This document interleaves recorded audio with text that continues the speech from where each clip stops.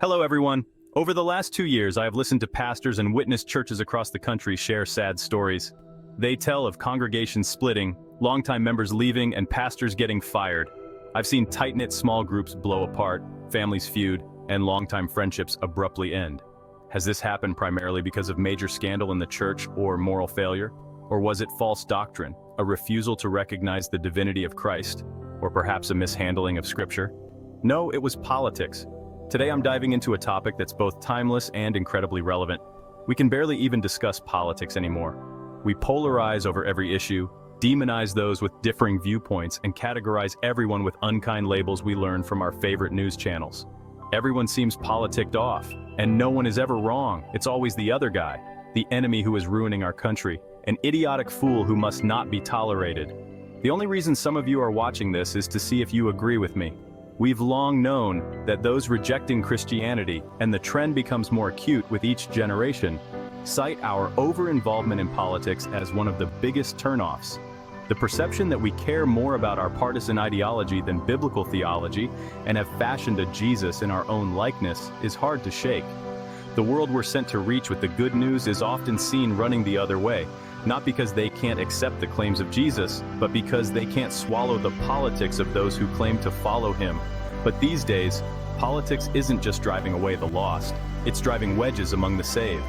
Perhaps now is a good time to find our balance between spiritual devotion and political fervor. How do we navigate the stormy waters churning around us? Some Christians are so annoyed and apprehensive they have distanced themselves completely from anything remotely resembling a social issue, convinced it's better to plead the fifth. I understand this impulse. Who wants to nervously broach thorny subjects only to be misunderstood, misquoted, and mistreated? I don't want to preach wearing a bulletproof vest, but those who avoid all political discussions and engagement essentially are casting a vote for the status quo. Some churches in the 19th century didn't speak out against slavery for the same reason, but they actually were supporting slavery, because sometimes not talking about politics is very political. Joseph and Daniel held important posts in pagan governments, and we too can work for better treatment of the poor, ending racial inequity, or providing better schools. But there is a monumental difference between Christians being involved in political issues and Christians being identified by their political position.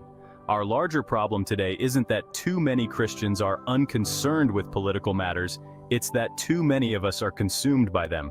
So what's the problem with too much politics in our churches, pulpits, and classrooms? Seeking to avoid getting dirty in the messiness of the real world does not reflect how Jesus lived and served. When huge issues dominate every news report and conversation, a church that never speaks to those issues or helps its people frame a biblical worldview, whether concerning the election, racial tensions, abortion, immigration, or what have you, is a church teaching a faith that doesn't apply to our lives. It misunderstands the way Jesus subverted the powers. Avoidance is irrelevance. The intersection of politics and the church. It's a complex issue, often likened to a serpentine wall rather than a clear-cut barrier. Should politics influence the church? Should the church engage in politics? Let's explore these questions. Historically, the relationship between church and state in America has been anything but straightforward. Evangelicals, for example, have long been involved in social movements, from abolition to prohibition. Their political engagement saw a resurgence in the late 1970s, reacting to what they perceived as government overreach into religious matters. This resurgence wasn't new, but was amplified by the rise of televangelism. Figures like Jerry Falwell and Pat Robertson mobilized evangelical voters, fueling organizations like the Moral Majority. But this involvement raises a critical question.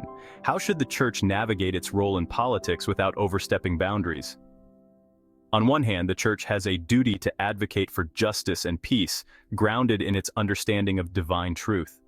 This means encouraging members to apply biblical principles to political issues, vote responsibly, and even seek public office. The church should guide its members to discern when obedience to God might require disobedience to the state, while also emphasizing lawful processes for change. However, the church must be wary of government attempts to influence religious groups. For instance, the use of black and white churches for voter registration and campaign fundraising highlights the potential for inappropriate political influence within religious spaces. This delicate balance is crucial for maintaining the integrity of both institutions.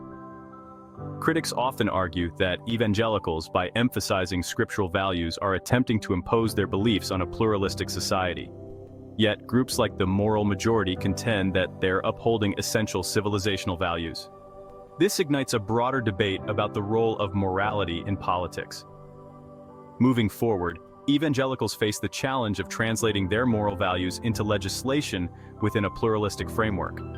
They must also determine the most effective political rhetoric in a republic where the government isn't meant to arbitrate theological or metaphysical matters. Balancing the church's responsibility to speak on moral issues with the need to respect diverse viewpoints remains an ongoing challenge. But one thing is clear, the conversation about the intersection of church and state is far from over. Thanks for tuning in.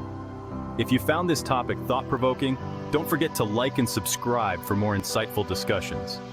Until next time, take care.